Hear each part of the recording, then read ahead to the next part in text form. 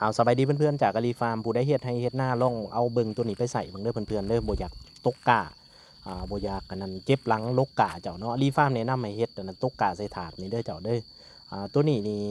มันเป็นแบบกะโยนเนาะเจ้าหรือว่าเฮาสิเอาไปดำก็ได้เจ้าเนาะใส่เวลาประมาณ12หา15วันก็สามารถเอาไปดำได้เจ้าเนาะอัตราส่วนแม่นข้าวปลูก1กระสอบต่อดินผสมกับฝุ่น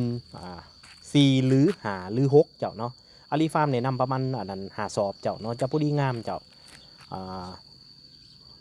ข้าวปลูก1กระสอบต่อ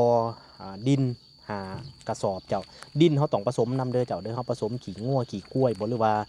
ผสมขี้เป็ดขี้ไก่เจ้าเนาะหรือขี้นกกระทาเนาะมันจะงามเจ้าอันนี้เป็นตัวที่อาลีฟาร์มเห็นแล้วเด้อเจ้าเด้อก็ถือว่าโอ้งามหลายเจ้าเนาะ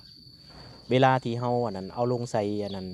ดินบ่หรือว่าหยังพยายามเอาแยงปกเด้อเจ้าเด้อคำว่าสั่นละเวลาเฮาหดน้ำเจ้ามันจะเขามันจะดีดออกจากถาดเจ้าเนาะหรือว่ามันจะเจาะหูถาดนั้นได้เจ้าเนาะโอ้ยอาลีฟาร์มลองเห็ดหลายปี2-3 ปีเจ้าเนาะถือว่าคักได้เด้อเจ้าเด้อผู้ใดดุแน่จะสิเนาะดำนี่ถือว่าคักสุดเลยแหละเอาไปดำเอาไปโยนนะกอบักใหญ่ๆบักใหญ่ๆแต่ละกอเจ้า